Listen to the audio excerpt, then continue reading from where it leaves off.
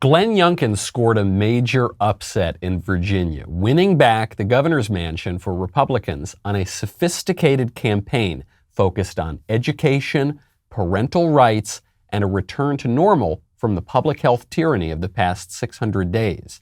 He ran on a culture war conservative campaign, bucking the usual Beltway GOP talking points.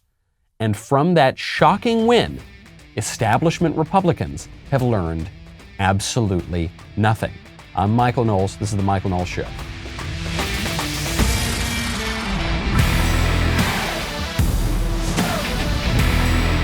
Before we get to Virginia, we've got some breaking news that just came out, and it actually centers around the Daily Wire, and it will have effects for basically everybody in this country.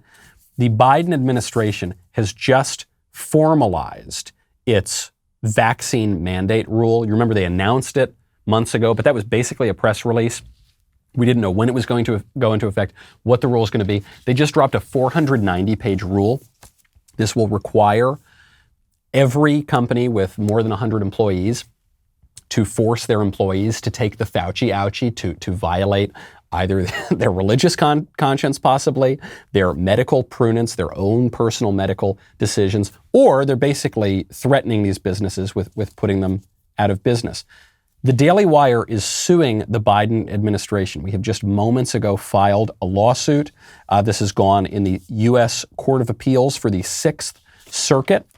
We are absolutely not going to comply. I will tell you that this legal fight that we have just launched is going to be extremely expensive.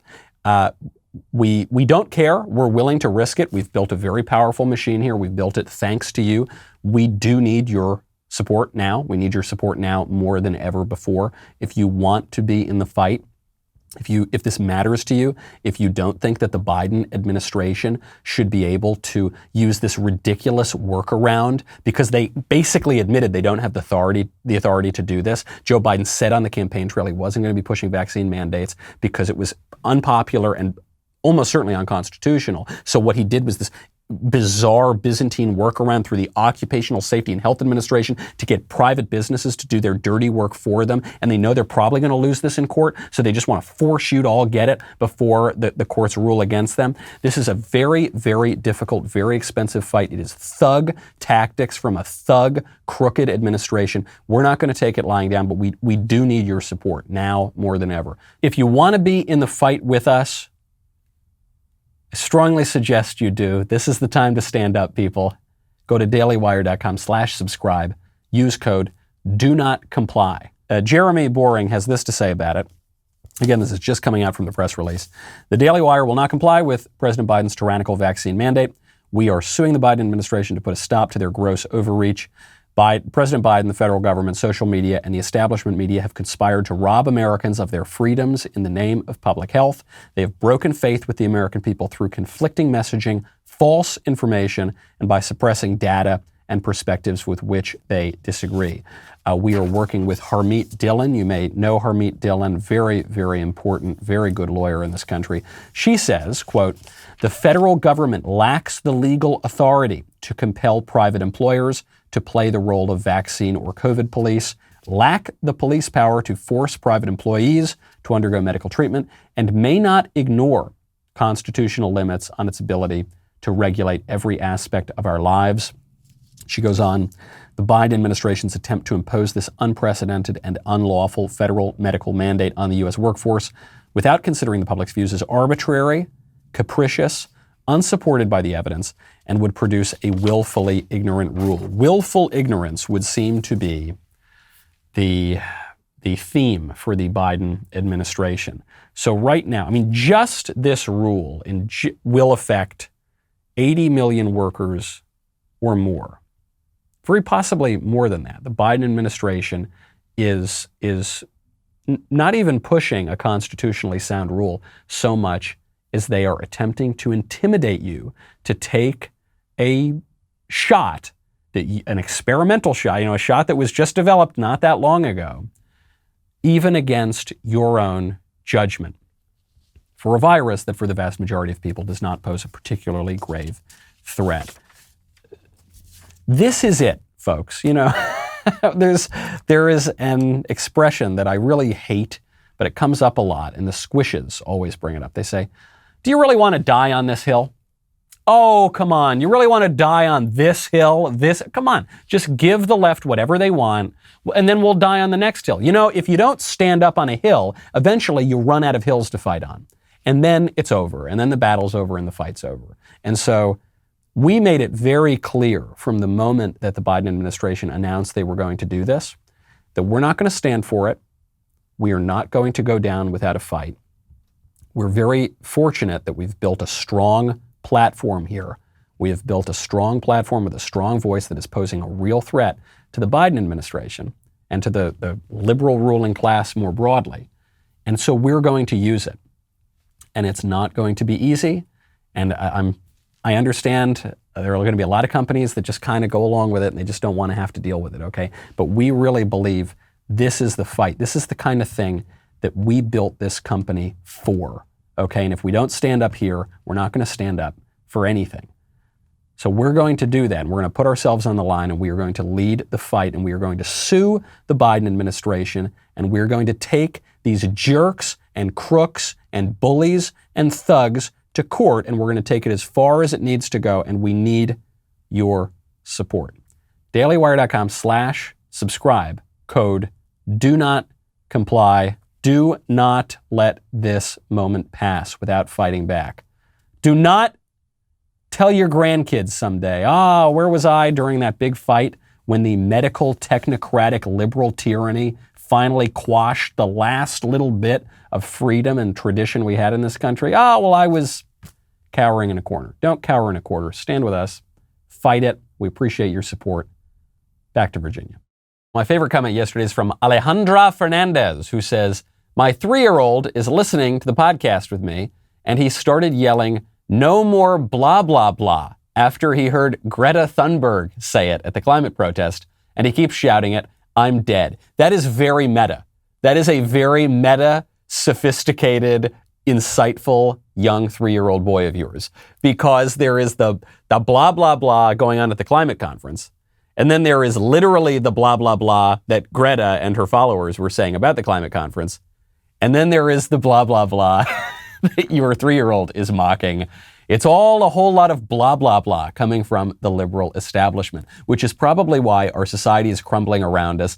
Inflation is through the roof. And when inflation is going up, it's a good idea to start looking at physical gold, which is why I would strongly recommend you check out Acre. Acre lets you start investing in physical gold for as little as $30 a month. Before you call me a liar, before you tell me, Michael, physical gold costs more than $30. I know it costs more than $30. I know in the past it's been hard to invest in physical gold with the change in your couch cushion.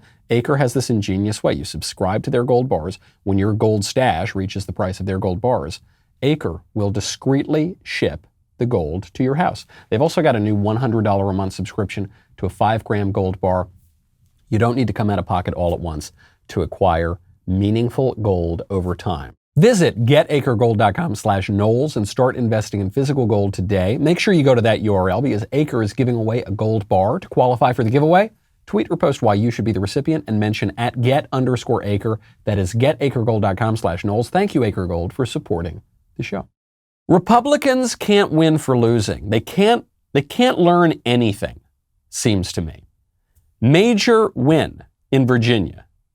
Major win on a very specific issue, education, on these real culture war type issues, the crazy racial theories being pushed in schools, the crazy sexual theories being pushed in schools. This lunatic, Terry McAuliffe, this thug, saying parents have no rights to raise their kids. And so here's the takeaway from the House GOP. This was the House Republican establishment Twitter account. Said, quote, and this is posting an article about Glenn Youngkin's win. Americans don't want socialism. Pass it on. That race had nothing to do with socialism. Pass it on. Pass it on. I hate socialism. I think socialism is a wicked confederacy, a pest, a plague that seeks to steal the very gospel itself. I don't think any Christian can subscribe even to moderate socialism. I am now just paraphrasing multiple popes, okay? Socialism is a really, really bad thing. Not every bad thing is socialism, okay? It's like a square and a rectangle. All squares are rectangles.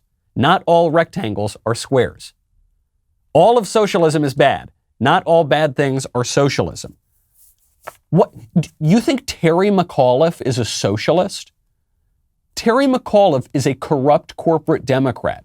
He's a Clinton apparatchik. He did not run on socialism. The reason Glenn Youngkin beat him is not because of socialism.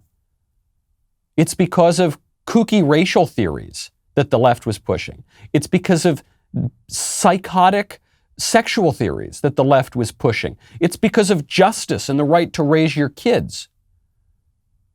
Socialism? No. Do you know why?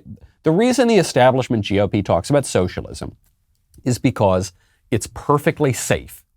It's economic, okay? And you don't have to touch on any of those culture war issues. No one's going to call you a racist or a sexist or a phobe or whatever for opposing socialism. But it completely misses the point. It completely misses what time it is, which is what we can expect from the establishment Republicans. It's pathetic, though. I don't know who wrote that tweet. Probably just some social media staffer. But this is the opinion of many in the establishment who don't want to talk about this stuff. Say, ooh, if we talk about critical race theory, gosh, maybe people might call us racist. It won't be legit. It'll be total, but they might. And so, they call us sexist or phobic if we talk about the trans issue. Let's not talk about the trans bathrooms. Let's not talk about the curricula that teach 3-year-old Johnny that he can really be Jane. Let's not talk about the curricula now in schools across the country, and especially in Virginia, that say that white people are born evil and they're irredeemably evil and racist and bigoted. Let's just not touch that. Even though that's like the only thing that parents care about and the only thing that motivated this Youngkin victory, let's just not. Can we just please talk about socialism? No. Socialism is not the point. And it's not what we're fighting against. Yes, the horrible economic policies are bad. Yes, there are a handful of Democrats who call themselves socialists and who openly embrace it. But what we're fighting against is a corrupt liberal establishment, a techno, public health, bureaucratic, crooked establishment that is pushing insane theories on people and taking your kids away. Focus on that. They're going to try to steal the Youngkin victory. I'm not talking about the Democrats. I'm talking about the establishment Republicans. They're going to try to steal it and say the way that we win in 2024 is by just running Mitt Romney 3.0, 4.0. How many times has Romney run at this point? The way that we win is just by talking about cutting corporate taxes. That's how no, it's not. That's not how Youngkin won. That's not how we're going to win. Contrary to popular cowardice, the way you're going to win, the way you're going to sway the suburban voters, the suburban moms, and by the way, the way you're going to sway racial minorities, the ones that you're going to win, the way you're going to sway ordinary people is not by talking about corporate tax cuts. It's going to be by talking about our kids and what the left is trying to do to our kids and the racial and sexual division they're pushing in this country and the way they're upending not just all of our American traditions and way of life, but our very understanding of nature itself. Take a lesson. Take a lesson, House GOP. This is tough love. I love you. You know, we're in the same team and everything, but maybe pull out a notebook and take a lesson. Here's a great article I read. This is my single favorite article from the Youngkin victory. I drove in this morning smoking a cigar. So I wanted to keep the celebration going. It's like 30 degrees here when you're driving around Nashville. I don't care. Windows down, smoking the cigar. Headline is the Daily Wire. Hold on, I've got to read this in a different way. Is the Daily Wire responsible for Glenn Youngkin's win? Well, what if we are? Is the Daily Wire... Well, there's plenty of blame and credit to go around in any election. Many believe the election came down to one thing, a Daily Wire story. So what if it did? I wish I still had my cigar on me. That's how cool I feel. That's how cool I think a lot of us conservatives feel. Not because we pulled some dirty trick, but because we exposed a real problem, there were multiple real problems going on in Virginia, specifically in Loudoun County. And they were really big stories that the New York Times and the Washington Post did not want to cover, about kids being victimized in schools because of transgender policies, or at least the cover-up was because of transgender policies, about the kooky racial theories, about all of it, about Terry McAuliffe saying parents have no right to their kids' education. And this is my favorite part at the end of the article. Oh, look, they quote me in the article. That's great. Glad they did. This is the final line of the whole piece. Many consider it unethical for media outlets to function as an apparatus of a political campaign. First of all, the Daily Wire does not function as an apparatus of any political campaign. We do something that the left-wing media don't do. We actually just go report the stories and tell the truth. But if it is unethical for media outlets to function as an apparatus of a political campaign, has someone considered telling CNN? Oh boy, someone should tell the New York Times and the Washington Post and ABC, NBC, CBS, MSNBC, PBS, NPR, all of them, beyond the media. How about Facebook? How about Twitter? How about Google? Which, especially during 2020, intervened in unprecedented ways to suppress bad news for Democrats and to promote bad news, even if it was fake news, for Republicans.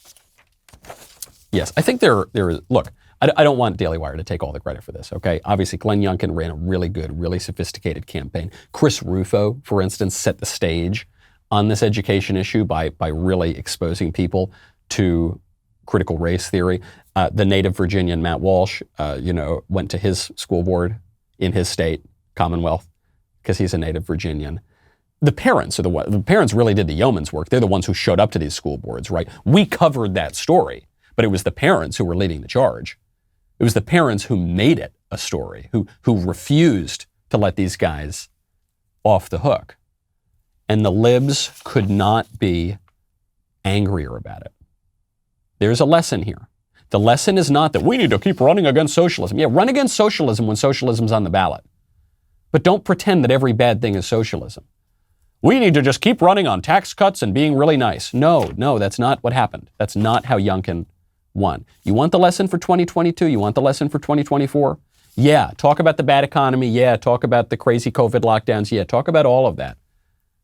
But focus on things that matter to people. I like low taxes. I do. I don't want my taxes to go up. I hate giving more money to the government. But if you told me, okay, Michael, the government's doing two things right now. They're going to raise your taxes a little bit, and they're also going to pervert your child.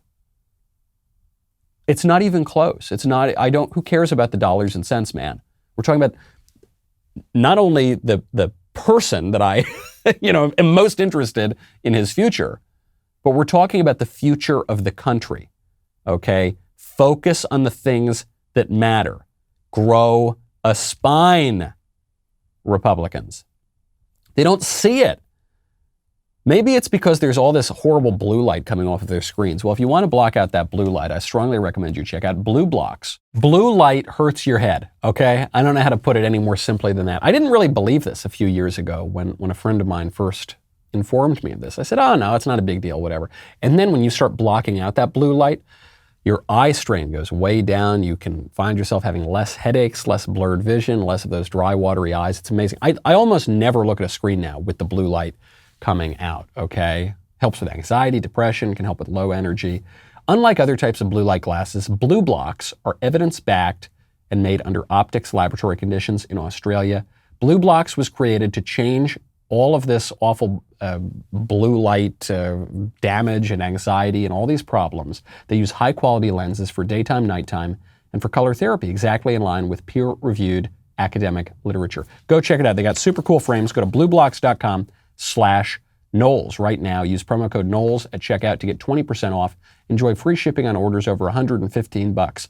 Get your energy back, sleep better, block out the unhealthy effects of blue light with Blue Blocks, BLUBLOX.com/Knowles, or just click the link below. Make sure to use the code Knowles to get 20% off your order and enjoy free shipping on orders over $115.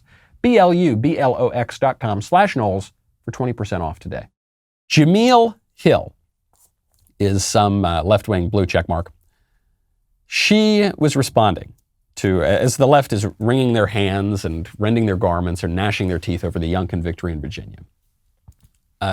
another left-wing blue check, Sahil Kapoor, goes, "The story of tonight, McAuliffe is running a bit ahead of Biden among non-white voters in Virginia. He's behind a few with white men, but he's getting clobbered by white women."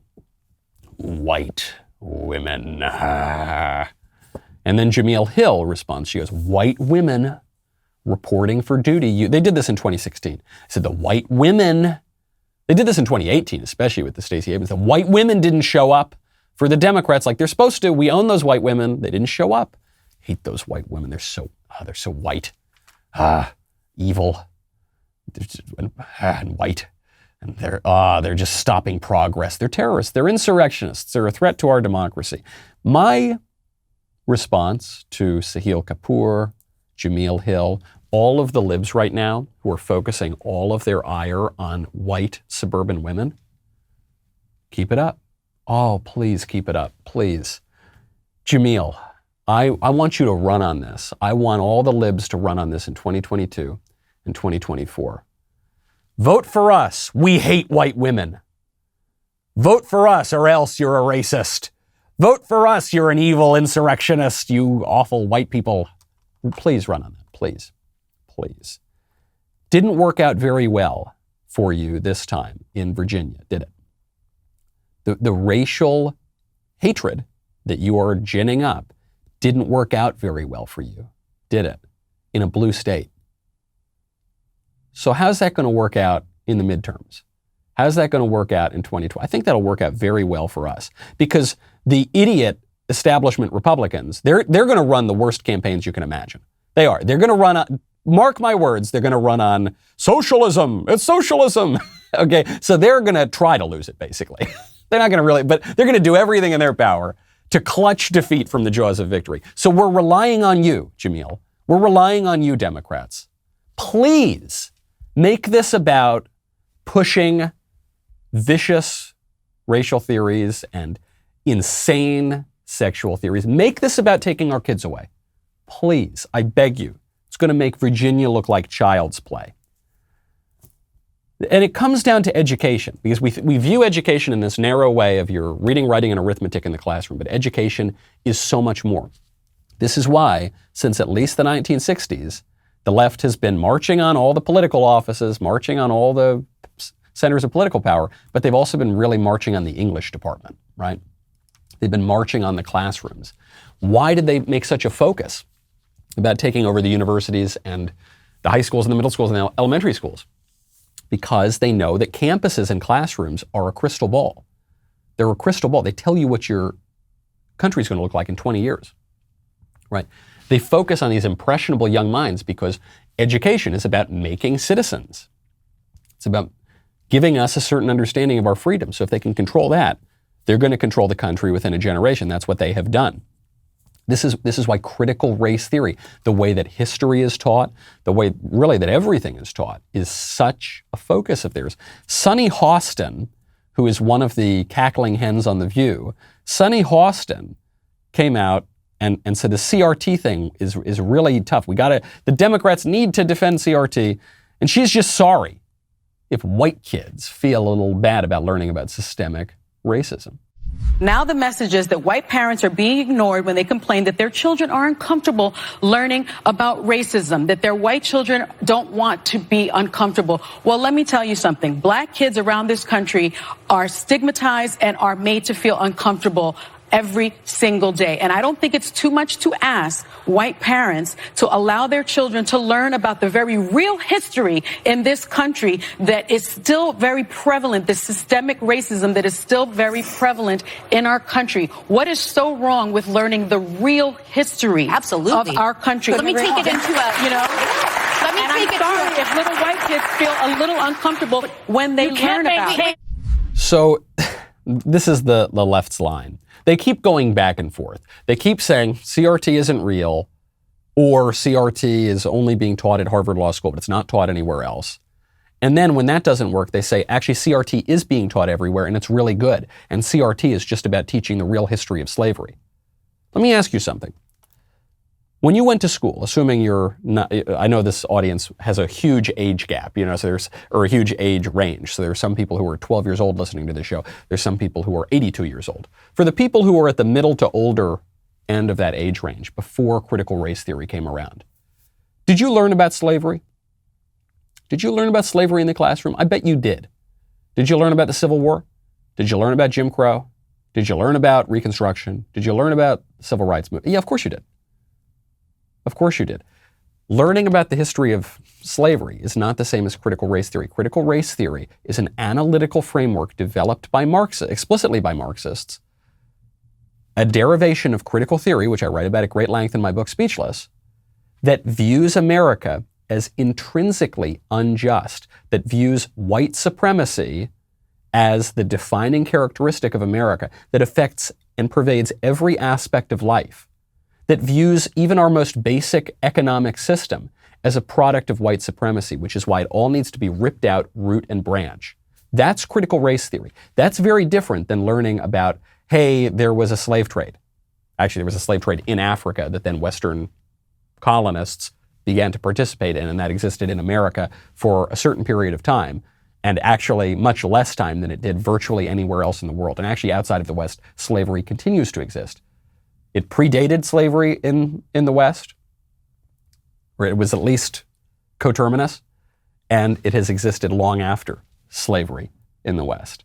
Okay, the problem is not kids learning about the truth about our history. It's that CRT is teaching them falsehoods about our history, and it's teaching them falsehoods about systemic racism.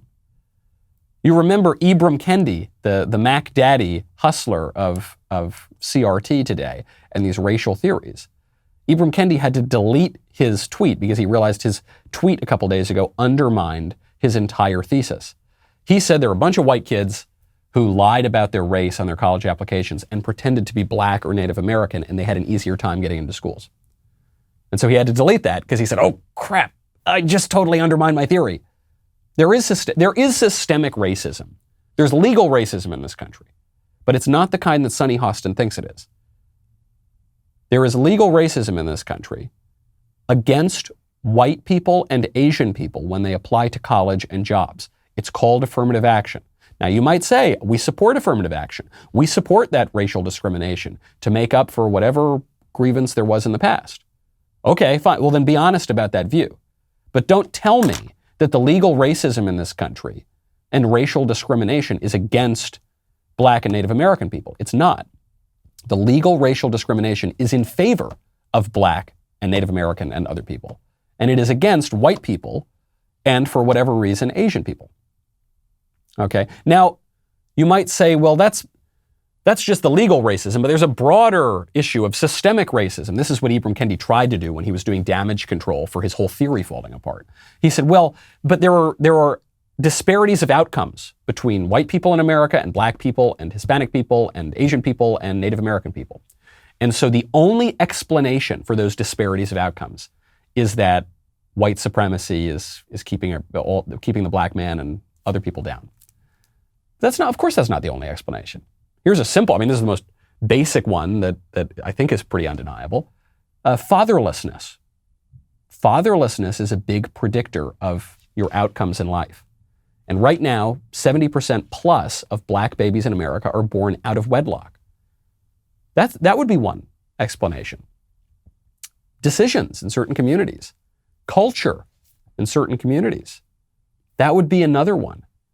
There are other factors too. I'm a conservative. I'm not even denying that history has an impact on the present. I know some people try to pretend that history doesn't matter at all, even some people on the right, but I'm not saying that. What I am saying is this specific theory that is being taught to kids of pervasive white supremacy and legal racism, it's just bogus. Throw that away with the Easter Bunny and the Tooth Fairy, okay? That ain't real. And so we don't want our kids learning lies in school. We want them learning the truth. We don't even want them learning everything. That's kind of the middle ground here is let's just teach them everything. Let's open up the curriculum. And they can pick and they can choose. No, let's just teach them how to think, not what to think. No, you got to teach people what to think. If you don't tell people what to think about, the Civil War began in 1860. That's telling people what to think. You got to teach them facts. Abraham Lincoln said this. He did this. It's teaching them what to think. And only then can they know how to think about these broader issues. And the problem right now is the left is teaching them what to think, and the things they're teaching them what to think about are false, they're lies. And so it's perverting the way that they come to think, how to think about the country. You know, the Daily Wire is doing everything possible to bring you the truth every single day, especially with our recent foray into investigative journalism. The talent of our journalists, like Luke Rosiak, who is being blamed and given credit for the election in Virginia. This sort of stuff is really important, okay? We watched that excellent work, the work of journalists like Chris Rufo, affecting real change in the Virginia election, which was a bloodbath. But investigative journalism is expensive, which is why so few media companies do that work. This is also why we need your support. For as little as $4 a month, you can help us continue exposing the truth and reclaiming the narrative. If you want to join us in this fight, go to dailywire.com/subscribe. Use code REALNEWS to get your fix of real news today. We'll be right back with a whole lot more.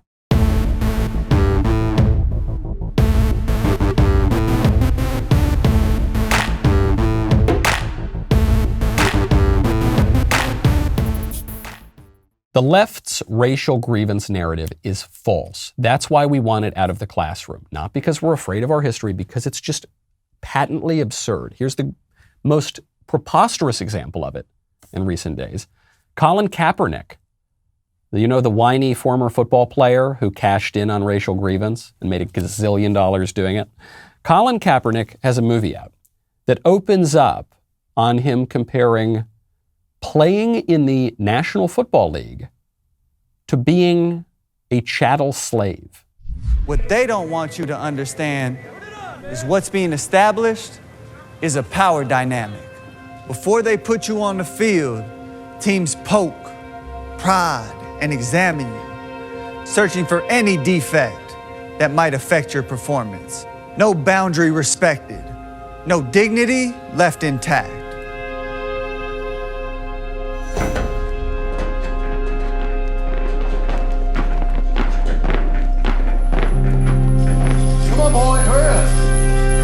Shape there. Look at this. Mr. Farber, I got your bid. 30, James, 30 to you. 100. So, next one coming up, best one we got. 500. 600. Right here. Look at this here. Come on, who wants this? 700. There we go now. 1,000. 1,000. I'm telling you what I want. Yeah, I heard you. Okay, so you see all these football players transformed into chattel slaves in the antebellum South. And the NFL, they're just like the slave owners. Slave auctions. Brings up a pretty basic question. If the NFL is like an antebellum slave plantation, why has Colin Kaepernick spent the last 6-7 years begging them to take him back? Why? If the NFL is slavery, then why has Colin Kaepernick been begging to be a slave and whining when they don't want to enslave him? Did slaves in the antebellum South, did they have multi-million-dollar contracts? Did they spend their whole lives training and just trying desperate to be slaves on some plantation? I don't think so. Now, what's funny, Colin Kaepernick opens up the movie and he's dressed like this sort of clown version of Malcolm X, you know, like Marx observed, history repeats itself. First is tragedy, then is farce. We're in the farce portion of this sort of thing. What Colin Kaepernick is observing is that for slaves and for football players, the primary thing that matters is your physical health, right? You need, for football players, it's a primarily physical job. There's a little mental aspect to it too, a little bit of strategy, but it's mostly you just got to be big and strong and fast and tough and well coordinated. And so I guess that's true for physical laborers who were slaves. I guess that's true for all sorts of physical laborers. And Colin Kaepernick's very offended by this. Athletics is about physical excellence. Okay, and unfortunately, Colin Kaepernick was not sufficiently excellent to remain in the football league for very long. Fine. Not everyone is. Very, very few people are. If Colin Kaepernick is upset that he didn't pursue a more intellectual field, you know, it maybe he regrets being having a physical career. He wishes that he were a paper pusher or something. He had a desk job. Well, okay, then he should have spent his life cultivating his intellect, I guess. But he certainly hasn't done that. There are many football players who are pretty intellectual, actually. Colin Kaepernick is not one of them. And these theories are having serious ramifications for justice. A story came out just the other day. A group of forensic anthropologists are now arguing that trying to identify the racial ancestry of skeletons is a terrible thing, and they are urging their peers to stop doing the practice. So a forensic anthropologist is someone who looks at a dead body, looks at skeletons, and comes to conclusions about the people that those skeletons were, right? This is the height, this was the weight, this is the sex, this is what they looked like. And the point of forensic anthropologists is to give investigators all of that information so that they can come to certain conclusions about how they ended up as skeletons. But the woke forensic anthropologists say ancestry estimation contributes to white supremacy. They say, they're using critical race theory, by the way. They're invoking critical race theory. They say that they need to continue to situate and contextualize our challenge to the use of macromorphoscopic traits, physical traits, as well as introduce critiques of craniometric and dental morphological analysis, head size and teeth, in ancestry estimation. How dare you come to racial conclusions about skeletons? What they're upset about is that different races of people look different. Now, it's a fact, right? Anyone with eyes can tell that different races of people look different. This is important, by the way, if you're trying to figure out who got murdered, who murdered who did, to come to conclusions about criminal justice. But this is very bad, because then we're suggesting that then the races have some physical differences. Obviously, it's absurd, but it gets to a real difference in strategy here. We all want a flourishing, just society. The left wants to get to a flourishing, just society by denying reality. The right wants to get to a flourishing and just society by dealing with reality and grappling with reality and not denying truths, even if they're politically incorrect and inconvenient. The left thinks the way that we're going to deal with racial problems is by denying that they exist, is by denying that, on the one hand, denying that race exists at all, and then on the other hand, exclusively focusing on race, but only when it's conducive to their argument. That's not going to work. There was one of the forensic anthropologists, San Jose State anthropologist Elizabeth Weiss, said, quote, "If forensic anthropologists abandon determining race, then they are going to be doing victims and their families a big disservice and are basically engaging in a dereliction of duty." Right. But what the woke people are going to say is, yeah, but it's worth it.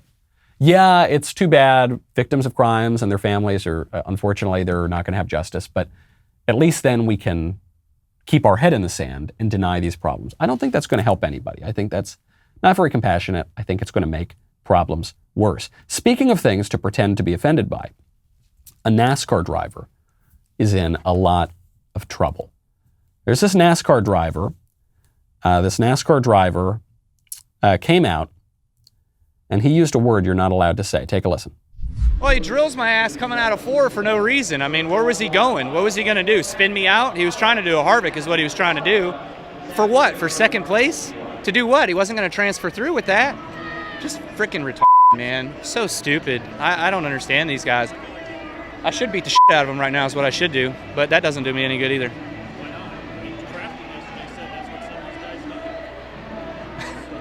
And I've already had to pay enough fines in my lifetime. I'm sure I'll get another one. Spoken like a true NASCAR driver. Really blunt, really direct. He didn't get in trouble for saying, I'm going to go beat the SHIT out of somebody. No, that's fine. talking about how he's going to go beat somebody up. That's totally fine. But he said a word you're not allowed to say. He said the word retarded. That's the R word, some people are now calling it. Because he was saying, this guy, he did something that was a little stupid, a little slow. He shouldn't have done that. That was retarded, and you're not allowed to say retarded anymore. Why not? Why not? Why can't we? What does retarded mean? Retarded means slow. It's literally what the word means. But we're not allowed to say that because some people are a little slower, right? This is fallen world. We've all got defects. We've all got problems. None of us is born perfect. And so some people deal with that, and that's a challenge in their lives. What we're seeing play out right now is something called the euphemism treadmill. That's what the Harvard psychologist Steven Pinker dubbed it. It's this idea that certain phrases and words will change over time, and political correctness has really taken this to a sort of insane extreme because the condition that they describe is undesirable or difficult or painful, and so you just have to constantly paper over it with a new euphemism. You see this especially with a mental deficiency.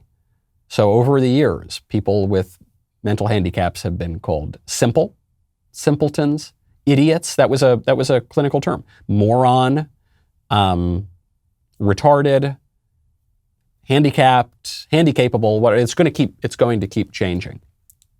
It's not going to help anybody. It's not going to fix anything to keep changing all of those words, but it's going to keep creating all of these euphemisms so that we can ignore things. For the left, what you say is much more important than what you do.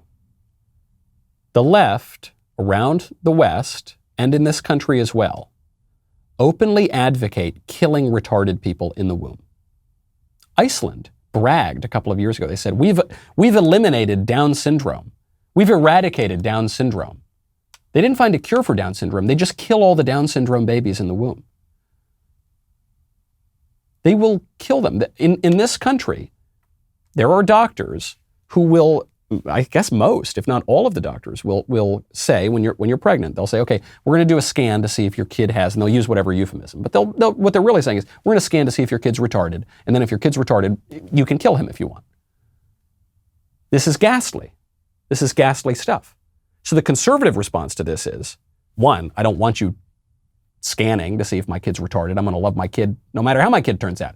If he's got 6 fingers and 12 toes and has some mental handicap and looks, I don't care. I love my kid. And the left, you know what the left is going to say to that? How dare you use the word retarded? Say, you're going to kill him. What are you talking? I'm using a word to describe a reality, and I want to love all of these people. But you're saying, no, don't say the word. Don't describe the reality. But kill people that you don't like. Kill people who you find undesirable. It's a very important lesson about political correctness. And really just for the left's program broadly, what you say is much more important than what you do. Often what you say is a way to excuse really evil, heinous actions. This is very offensive. This is very wrong. Some left-wingers are waking up to this, by the way. Van Jones, who is a left-winger, he goes on CNN all the time. I actually kind of get a kick out of Van Jones, especially because he got caught on a hidden camera one time, admitting early on in the Trump presidency, admitting that the Russia hoax was a hoax and it was a nothing burger. And then he had to kind of walk it back because he didn't mean to say that publicly.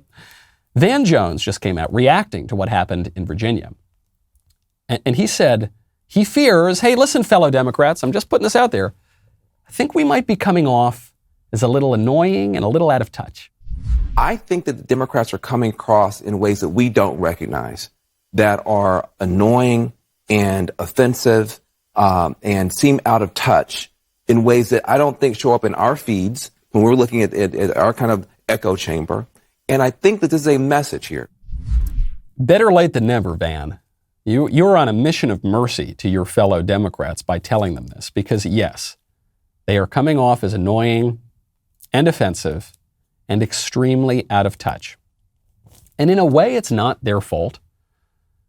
I mean, it is, they did this. They're responsible for their actions. But it's an easy trap to fall into. They are in their own echo chamber. Not in the same way that we talk about political polarization and everyone, because of social media, is only hearing from people they agree with. And no, it's because of a much bigger social problem. The left controls everything, right? So if you're a right-winger in this country, no matter what kind of little tiny bubble you're in, and you only go to dailywire.com ever, and you don't look at any other way, and you only talk to Republicans, even still, you will have to be exposed to left-wing views. There's no way around it. It's like a fish in water, okay? It's just all around. It's like the air that we breathe. Liberalism, leftism, progressivism, it's all there. And so you look at a billboard, you see it. You look at a movie preview, you see it. You talk to your friends and family, you see it. Okay, and you know what their arguments are. And you look on big tech, I mean, you look in the schools, you look everywhere, you see it. The left does not have that misfortune, but really that advantage. At a deeper level, that advantage, because the left has no clue what we think. And there have been social scientific surveys to back up this idea. They have no clue they have no clue how they come across. This is why they're always so shocked when they lose. That's why they don't really believe it when they lose. Sometimes we don't believe it when we lose an election, like in 2020, when they changed all the election rules right before the election, and then a bunch of ballots came in at 3 a.m. And okay, I think we had some reason to question it, but generally when we lose, we accept it. 2012 we lost, 2008 we lost. The left doesn't do that. They're still fighting the 2000 election, the 2018 gubernatorial election, the 2016 presidential election. They're still going to be fighting this thing in Virginia. They don't, it just does not compute to them because they are almost never exposed to what about half the country thinks. Van Jones referred to the annoying, out-of-touch, offensive Democrats on CNN. One of the most prominent ones is his colleague on CNN, Brian Stelter. Brian Stelter just went on a 9-minute monologue about what Donald Trump could possibly do over the next couple of years. I'm not going to subject you to all of it. We don't have time on the show to get to all of this. I am going to punch in, though, right around the 6.5-minute mark, okay, where he's just whipping himself up into a frenzy of what Donald Trump is going to do if we don't stop him. Common ground erodes, largely because there's no common media ground anymore. It's as if America has been swallowed up by QAnon conspiracy theories. Freedom of expression feels trampled, muffled. And remember, as all of this is happening, as democracy deteriorates in 2024, Trump's enablers claim they are the ones protecting democracy. They think, or at least they pretend, that they are upholding the Declaration of Independence. They cloak their autocratic actions in the language of the Founding Fathers. They claim to be the most patriotic Americans of them all. And this narrative is advanced 24 hours a day by the ABC, the apps, the broadcasters, and the commentators who justify stomping all over the Constitution as an attempt to save it. The country is on pins and needles. Landlords board up downtown windows. Maybe looting starts, shooting starts. I'm not saying that all of this will happen, but I'm saying it could. We know it could happen because it has all happened before. Almost everything I have described has already happened. It has, Brian, you're right. It has already happened in one form or another. But I think you're getting the source of that problem a little wrong. I think you might be engaging in what psychologists call projection. There is no neutral, middle ground media landscape anymore. There are lies that are being pervaded, that are pervading the culture. Business owners are boarding up their windows. There's political violence in the streets. Brian Stelter's pretending this could come from Republicans. It did come from Democrats on the media front for the past 50 years. On the violence front for 2020, from BLM, from Antifa, not from Trump. The so-called deadly insurrection didn't kill anybody. They pretended, the lying media said that it killed Officer Brian Sicknick. It turned out that was a lie. New York Times and Washington Post had to retract it. All of that violence came from the left. He doesn't see it. He says, we can't even trust each other anymore. We delegitimize the opposition in Trump's future America. In the right's media echo chamber, growing ever more extreme, the words Democrats and criminals are conflated constantly. So the other side loses legitimacy bit by bit by bit. The GOP media is on board with this. They're on board with the power grab at all costs, driven by fear of a changing country. Fear propelled by the likes of Tucker Carlson and Laura Ingraham, who bring up things like caravans right at key moments during the election. And all of this in 2022 helps the GOP regain control of the House. Members of the January 6th Sedition Caucus are now in control of the body that completes the Electoral College process. Now, some Democrats fret about what's going to happen in 2024. They worry if the insurrectionists will have the upper hand next time. But remember, in Trump world, up is down and day is night. And Trump keeps saying the insurrection was Biden's election. You know, in this horrible, scary future, the Republicans are going to delegitimize their opposition and say that they have no right to participate in the democracy. And they're all insurrectionists. Brian, do you listen to yourself? Do you listen? He doesn't listen to himself.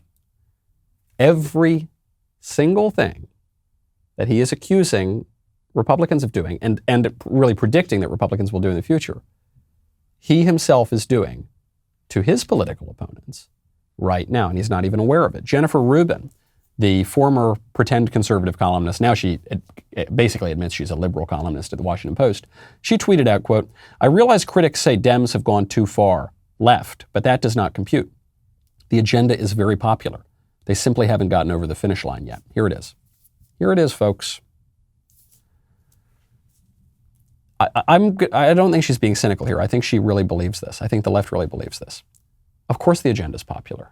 If something just went wrong, because the agenda must be popular, because it is their agenda and it's progressive and they see the future and they know the way to utopia and it's going to be great. And everyone knows it. So the only way that they can lose an election is if something went wrong, there was a problem of understanding or interpretation, or if there was fraud. This is why they can't concede elections. Sometimes Republicans don't want to concede elections, especially when when they upend all the rules right beforehand. But much more often, it's the left that won't concede the elections because they can't, because they have to win. The agenda, by definition, their agenda must be popular, no matter what the parents in Loudoun County say.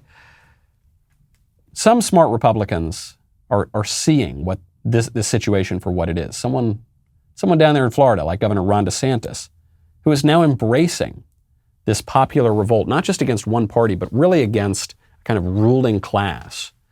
He's embracing, let's go Brandon. When you look at the Brandon administration in terms of what they're doing.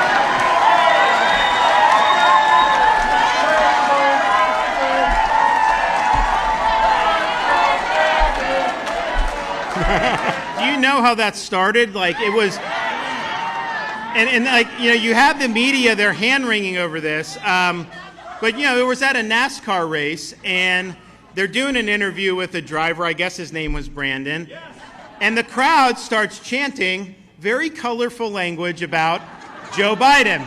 And it was obvious that they were doing, and, you know, it is what it is. First of all, they said way worse about Trump for 4 years. We know that. But so they're chanting this, and so you have a reporter from NBC who knows that's what they're saying, and she's trying to cover for Biden. So she says, yeah, they're chanting, let's go Brandon.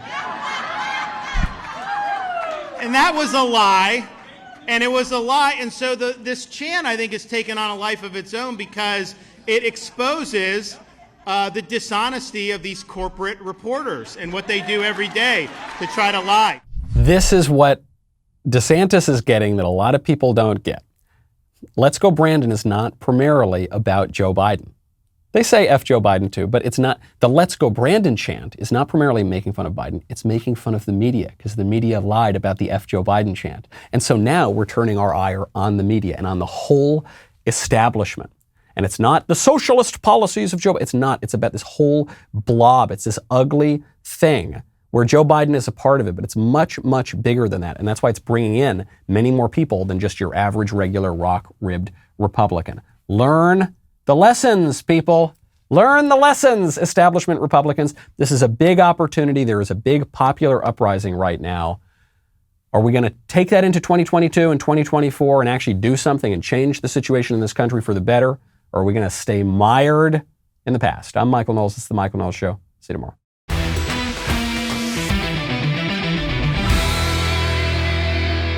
The Michael Knowles Show is produced by Ben Davies. Executive producer, Jeremy Boring. Our technical director is Austin Stevens. Supervising producer, Mathis Glover.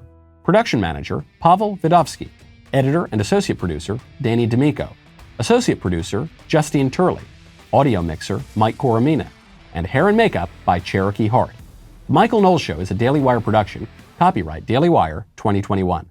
On the Matt Walsh Show, we talk about the things that matter, real issues that affect you, your family, our country, not just politics, but culture, faith, current events, all the fundamentals. If they matter to you, come check out the show.